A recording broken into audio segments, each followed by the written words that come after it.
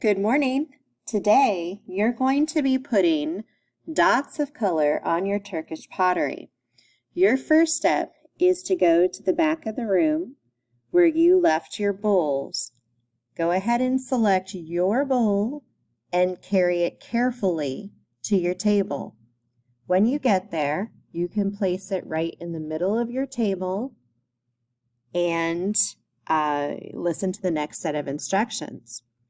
At this point, please pause the video, go get your bowl, and then you may press play to listen to the next set.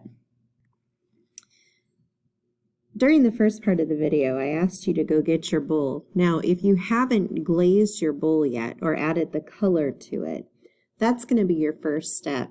The underglaze bottles you're going to use are on the top of the glaze cart.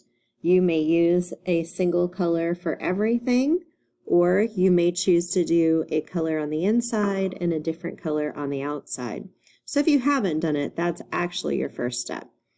Your second step is to choose the colors that you plan to use for the pattern of your bowl. I would like for you to consider colors that contrast with the color you used in your background. So here, for example, we can look at this orange bowl. Okay, now the color of the main bowl part is orange.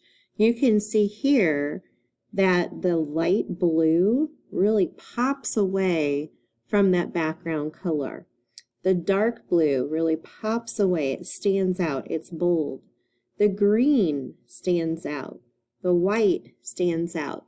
The red, although it is beautiful, okay, it's very nice, the red is very similar to the orange, so you wouldn't want to use as much of it.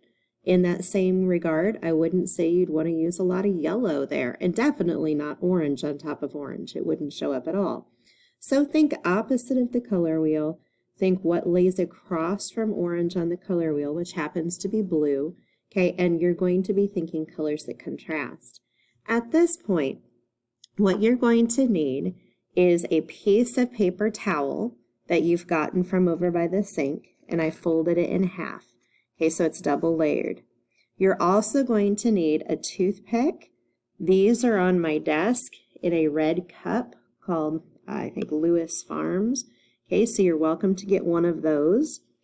And you will need the back end of a paintbrush, not the fluffy bristle side. We're using the back end. Okay, so please pause your video, get those materials.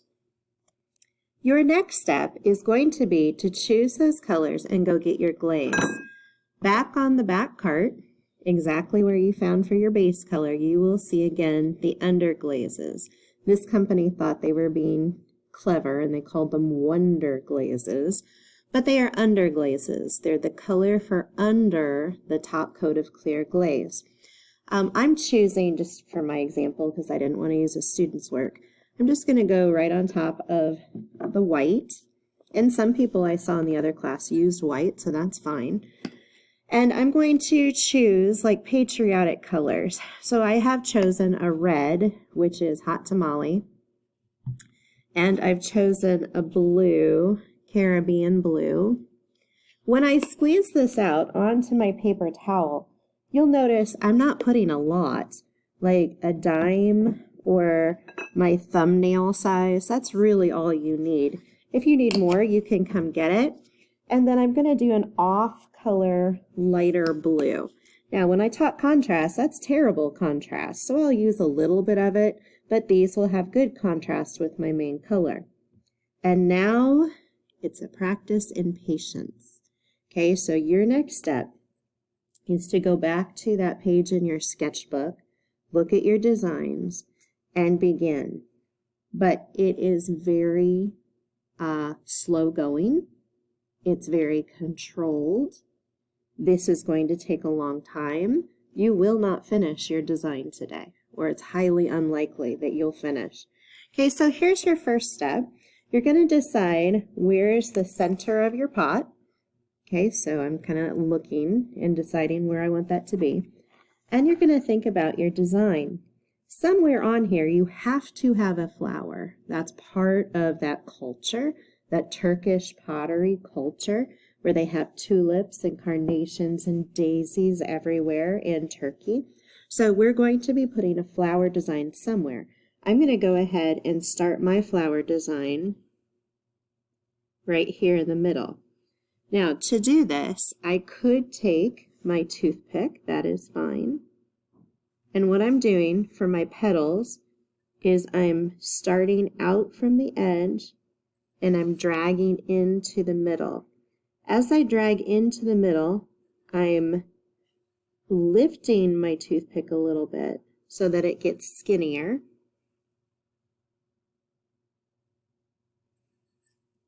With these designs, the more dainty, the better, because we need to cram a ton of designs in here.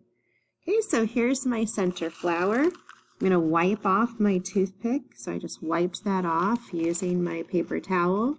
And I will continue to use this same toothpick for everything I add on. Now, if I want to do a little bit larger, I could take the back end of a smaller paintbrush. This will go a little faster for you. And I just do a very light dab. Now, you weren't able to see that because of that light color. That's that contrast I was talking about. But here you can see here. So I've dabbed and dabbed. Now, I'm not the same size. If that bothers me, I'll try to make that size just a little bit bigger. I want to kind of stay even, kind of going back to that symmetrical balance we were talking about with our mandala. So I might start going across from my pottery, but tiny, tiny little dots. If you mess up and you make a big blob, I would just stop, go wash out your bowl, start again with your color, or I have extra bowls over in the corner, kind of underneath the wasp nest hanging up there. Tiny, tiny designs. Take your time. You may only finish part of this today. Okay, when you're done, or when it's the time to clean up, please stop what you're doing and watch the cleanup video. I hope this is soothing to you and not a frustration. Good luck.